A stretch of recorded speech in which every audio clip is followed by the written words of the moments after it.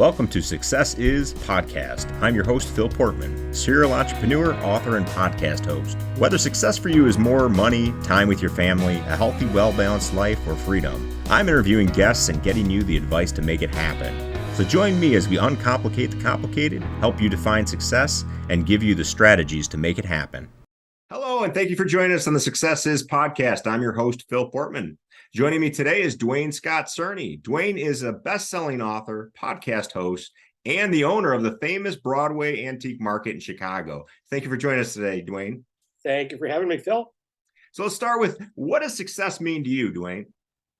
Well, so many people say, success is when you're doing what you love. And that's just a wonderful, Hallmark card of an idea. but making it happen, that's the ticket. So the easy answer is I send you that card, but the hard answer is really deciding what it is. What is it that makes you happy? Because lots of things make you happy, but let's be real. You got a mortgage to pay and kids to put through college and expenses and things. So you have to live in the real world. So how do you do both? So my life has really been an adventure in getting to that point. Yeah, and you've done some amazing things, from the poetry to the business, all over the place. And so there's a saying, you can't build confidence without feeling uncomfortable. How do you explain how you do that in respect to your real life examples? I think you need to look within and almost say, like, okay, what makes me uncomfortable? Because that's what I did. And I would say that I was, like many people, I was just very shy, and that bothered me, and I knew it held me back from so many things. And being a poet, which just is a weird kind of thing that happened, put me into a position where I had to speak publicly, and that was terrifying. And after college, it was thought, I still have to get through this. It wasn't something you could just flip a switch and make it happen. And then I went to Second City. That was the best thing. And we put that out there for anybody. That kind of training, even just to take some classes, and it breaks that down. It takes you out of yourself. It really, the simplest answer is you become a kid again and you play. And that's really one of my favorite words, even to this 63-year-old, is what I'm doing. If you can make something play and kind of embrace your inner child, all this stuff comes back. These tools that you had. And I realized that the things that, like in life, that kind of kept you down, you need to follow that path, you need to do this or that, it goes away because kids don't think about that. They're just playing. But then you can direct that play into what you like to do. And that's why I had a record label and a paralegal service, because that was something that that made money. And I've had a greeting card line, and now I've written a couple books, and one was a bestseller, and I have a very successful antique store.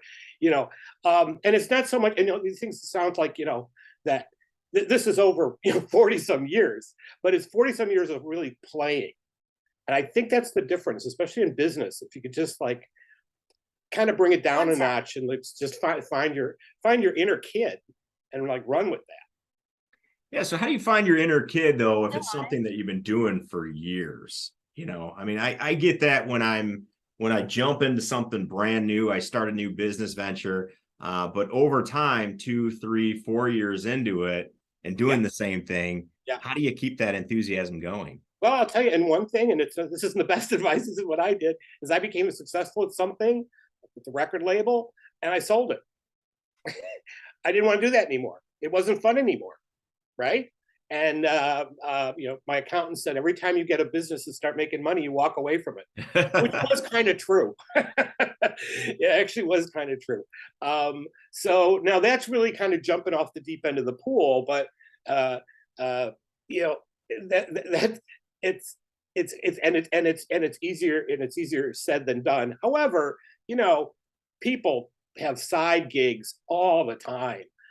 There's so many. I mean, look at actors or comics or whatever. They have real jobs during the week, and then they're going, doing trying to be in a play on a weekend as an actor or a stand-up guy doing that. There's things that you can, if you really want to explore that part of yourself, that so you do both. You don't sleep. And then through that, something else might open up, and then eventually you may walk away from that job. I mean, we all kind of get into this, that you have to be with this company for decades. No, you don't. That's what your father and grandfather did. That's not true. People stay in a position for a couple of years and they move on and do something else. Absolutely. No, I just I was on the phone with a buddy of mine, and he says, "Hey, I got this business thing opportunity to jump into. It's a lot of money. Should I do it?" Yes, jump into it. Do it. It's just money, right? But is it going to be something that's going to make you happy? Is it going to be something you love? Jump into it.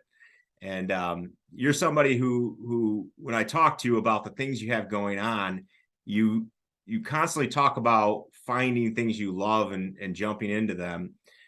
Are those things that kind of just stumble into your life, like even the antique shop and things like that? Is it just something that fell into your lap, or is that something that you premeditative thought and went out and said, this is what I'm going to do? Yeah, well, in my case, I always said when I was a kid, my mother never really wanted to let me to play upstairs and make a mess. So go downstairs, and downstairs was all the stuff from their 50s apartment, and you could trash it up as much as you wanted, which I wasn't, but I was like going, oh, this 3-piece sectional 50 sofa is so cool, and this brass floor lamp and all this blonde furniture, and I just loved playing down there with the stuff.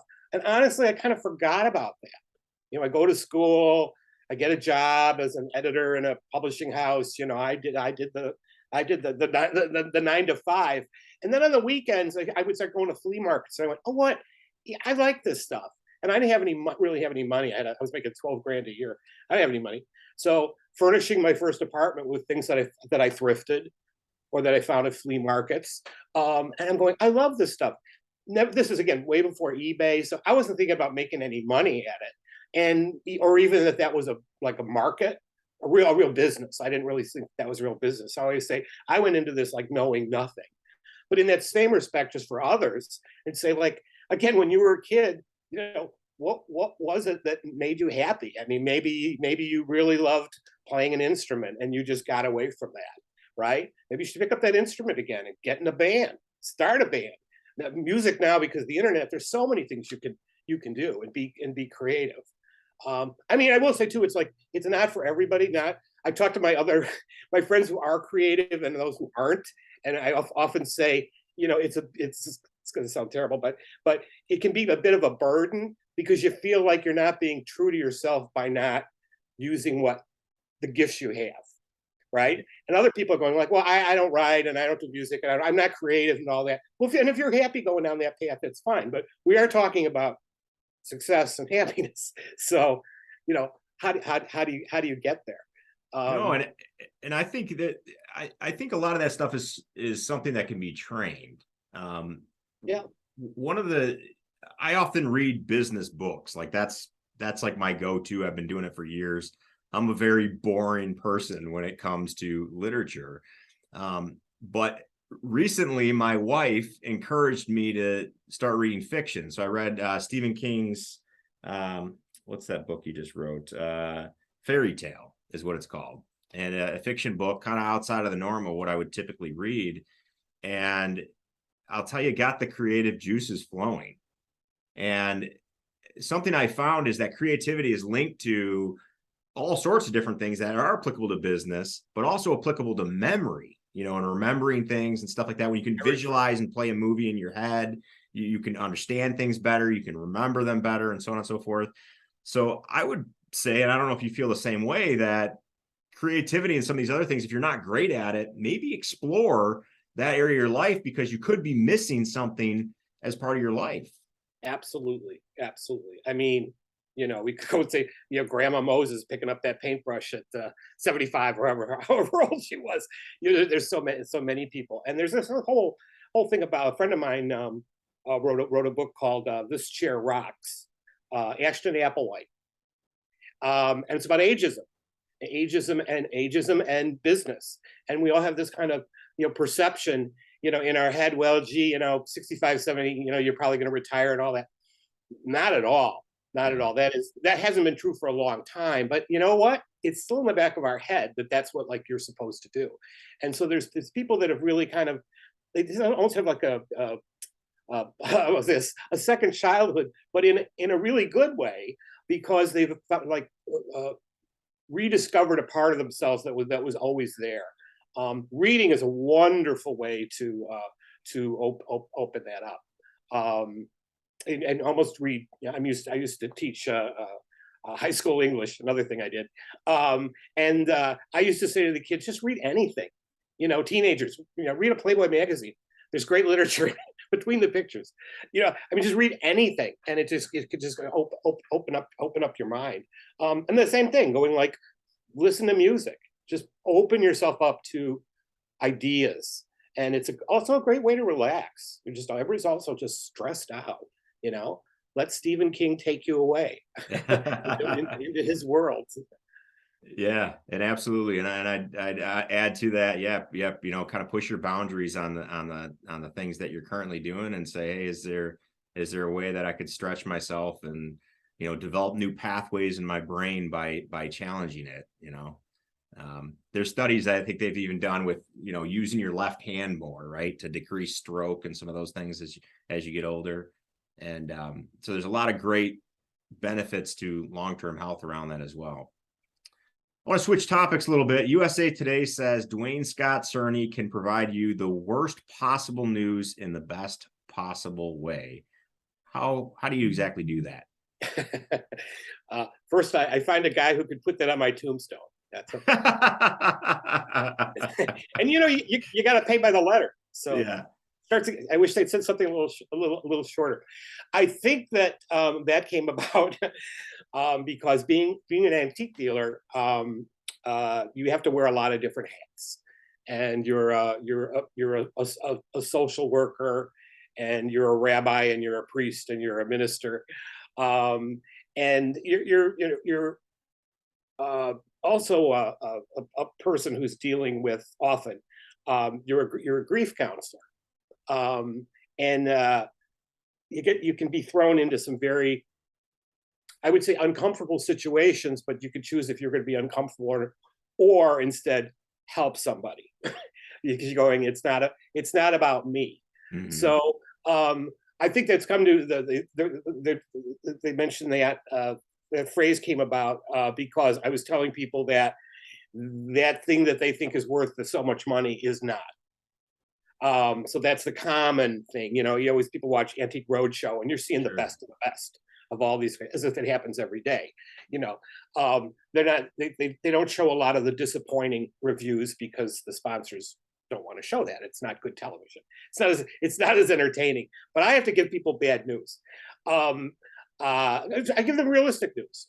I'm giving them honest news, and I think that's the reason that I've been successful, is that myself and my partner and all the dealers that I have, and I've had some of them for 20 and 30 years, I look for really honest people, and honest and fair, and that works. At the end of the day, the good guy does win. So I will say that I always try to balance it with, okay, that wasn't worth what you thought it was, but look what I found over here, and did you realize this does have value? And it could often be something they were going to throw out or they were going to give away. And I'm going, no, the value is actually in this. So I've been in apartments, condos and co-ops where the contents of the apartment or the unit was worth more than the apartment itself. Wow. Yeah. And they didn't really know that, so I do give bad news, but I always try to balance it out. And that's why people still talk to me. Yeah, absolutely. No, I think honesty, integrity is such an important component nowadays. And we live in a world where it seems like everyone tells these little white lies because they don't want to offend you, or they don't want to, give you an opposing opinion. Right. Especially nowadays, when with social media and the way Google works, it's all an echo chamber, and we get stuck in this world where we don't see that loop, right? any sort of like diversity or and those sorts of things. So me personally, I try to explore diversity of thought, even if it's not something I specifically believe in. I'll look for an opportunity to challenge my own belief and work outside my comfort zone. Is that something that you do in your world as well? I'd say it's something I've grown into, is in that I would say when I was younger, I didn't take criticism well at all. And especially when you're self-employed and you're the guy who's running it and has to make the payroll, and you really don't want to hear any dissenting opinions. I've really grown into now asking for it, which freaks people out. Mm-hmm. And I'll go, how can this be better? I'm happy with this, but I'm not thrilled. I think this could be better. How can we make this better? How can I make this better? So I'm actually asking for, I'll say criticism. There's nothing wrong with saying it's criticism. And other than the fact, what somebody's going to say, well, I think you're too short. Well, I can't fix that. Yeah. but you can't. I think that's one reason the first book was so successful, is I was constantly asking for that feedback of going, I really want to hit this one out of the park. It's got to be just as perfect as it can be. So I'm not going to be offended when you tell me. And let me tell you, 20 years prior, I would have been, I'm not changing that. This is what it's going to be, for like I knew. That guy was a fool. So just be open to that, and don't wear your heart on your sleeve. So get this feedback from people. I mean, most people are going to be decent and give you good feedback. And it also creates just a much better working relationship with your employees or your contractors or whatever. They're going to go, wow, this guy really wants my opinion. Well, I'm going to tell him. And you don't have to agree with them necessarily, but 9 times out of 10, there'll be a nugget in there. You'll go, that's good. Yeah, no, I couldn't agree with you more. Early on in my career, I thought the boss was supposed to have all the answers, right? Yeah. And made some bad decisions. And I looked around me, why did you all support me in this? This was a terrible decision, And then found that, it's probably better to create a culture where people understand that I do make mistakes and do need some direction along the way. Right. Wow. I mean, why is it that, and again, we just talk about, the world in general. Why is it so difficult for somebody to say, I messed up? I'm sorry. I misspoke. I like that phrase. I misspoke. I misjudged. Oops. Unless somebody died, let's be honest. We'll get through this. It could be worse. It could be raining. I mean, it's that life. So embrace that. It just makes you a better person, and it makes you a person that other people want to, I'll say do business with and/or be friends, because it's we're human. What's wrong with that? What's wrong with it? It's not this notion that we won't name any names, but it just seems like, especially in the political realm, everybody just won't take responsibility for anything. That's just not good. Yeah, no, I absolutely. I think that it's something that I constantly watch for myself. I'll say, well, this mistake, I made this mistake. I was telling you early on, I messed up my schedule, right? Mm-hmm. And I could tell the individual that I messed up my schedule on, and I had to reschedule something that, this thing came up, or somebody else, blah, blah, blah. Nope. It was 100% me. It was definitely me, Yeah. And I found that people react better to that when you say, man, I totally messed up that one, and again, because you're human. Right. And something that it took me a while to understand is that, especially as you grow in a career, entrepreneur, and that sort of thing, people look at you differently than you look at yourself. And I guess what I mean by that is, like, I'll look in the mirror and I say, hey, this is just Phil Portman, right? But then they're seeing, like, this entrepreneur or something like that, and there's this different level. So sometimes I'll say things and they're received by them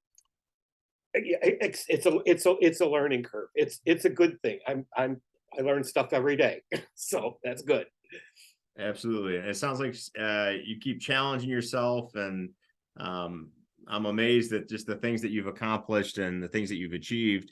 And I think one of the ways that you do it differently than I've seen a lot of people is you throw your whole self into it, is what it seems like to me. And I feel like that's a component that a lot of people miss. They're like, well, I'll just dabble a little bit. I'll stick my toe in this a little bit. And you seem to embrace it because it's things that you enjoy and you love. Yeah, you really have to take it seriously. I mean, it's kind of like serious fun. And any kind of creative thing, the fun is in the creation of it. But once it's an actual product, then you have to sell it, and that always isn't so fun. I enjoy doing these podcasts. It's a wonderful way to. I've met so many great people, and a way to get word out about my book or my store or whatever. But uh, it's curious how many things started during the pandemic. I've been on a lot of shows that started during the pandemic of people. It was almost as if they had all this time to look inward and then really go, what do I want to do? Could I do this? And I really think that's wonderful. I'm on a once or twice a month. I'm on a show out of Vermont, which is called Amber Live, and it's a older drag queen called Amber LeMay, and who's got quite the following. And I was a guest on her. It's a talk show. Yeah, it's a comedy talk show, and I was on as a guest, and it was lovely. It was fun. And a couple weeks later, they asked me to come on again, and I said, I was just on it. It'd be great. Wait a couple months, and a week later, they called me again, and they said, "What about being a regular?" And I had all kinds of health issues going on. Not a good time at all. I just got out of the hospital. We won't get into it.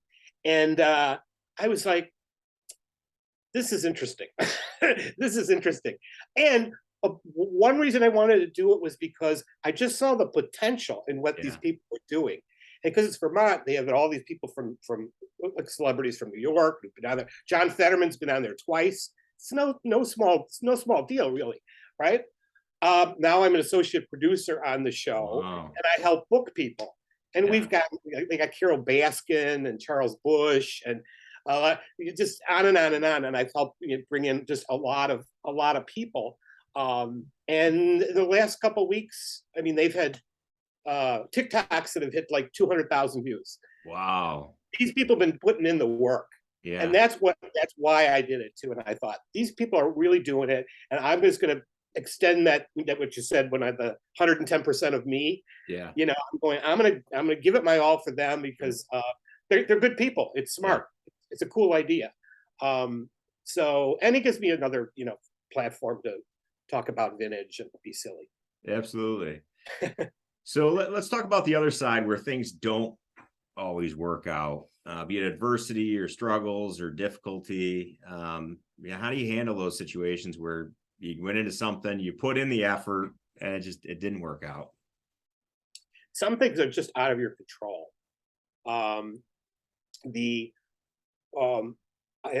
I sold the record label, it was really at the height of the AIDS crisis, and pretty much everybody I was working with has since passed. And I tried to start another label about 86 or 87. I mean, just me. And bringing in new people and all that, I couldn't get it off the ground again, and beat myself up about it. And it's the things, that magic that we had, I just couldn't make it happen again, and that was difficult to walk away from because I loved it and the music, that we were doing. It was getting more into techno pop stuff, and I just had to accept that didn't work out. And also when one writes, I mean, I got a, box of rejections here. You just get rejected all the time when you're submitting things to magazines or the book was turned down by 70 publishers and I had an agent. in LA. So why I don't understand, And then finally I said, screw this. I'm just going to put it out myself. Mm-hmm. It's not about, this is the other thing I put out to people, and people go like, if you can make it not about the money, Mm-hmm. if that is the first thing in your head, right? That it's about the project, about the art, about the passion of it, about why you want to do, about the, do you love to do this or do you like to do this? Yeah. If you put money in the back of it, the money may come. It actually can. But when it's, sometimes you don't have that luxury. I don't have that luxury. So I've had businesses where I've just thrown money at things and it just has not clicked. And the antique business started in you could not have started any lower than how we started in the corner of a basement of a store, and to be now, the oldest, largest antique store in Chicago doing, 7 figures. That's and incredible. we're propping TV shows every week. And That's we have incredible. for decades, we have a whole prop business, just movies and TV shows and theatrical productions and whatever. And that's a whole other thing Yeah. that just kind of grew organically. And because it was like, hey, these are cool people. They get cool things. They're easy to deal with.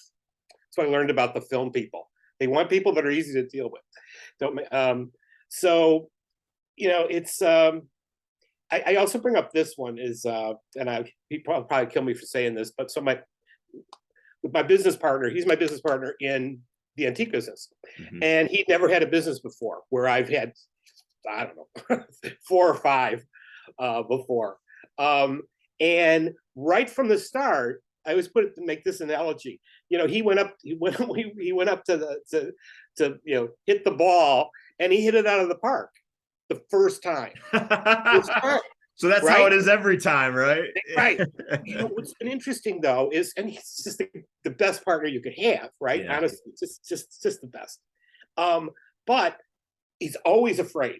It's always this, like, it's all going to fall. The sky is falling. Oh my God, he's that, right?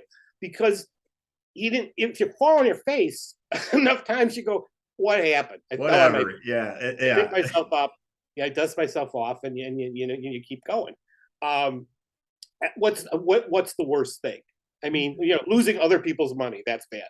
You can go into that, but really, so it just got to be, even now I go and like, I'm just going to try that. What can happen?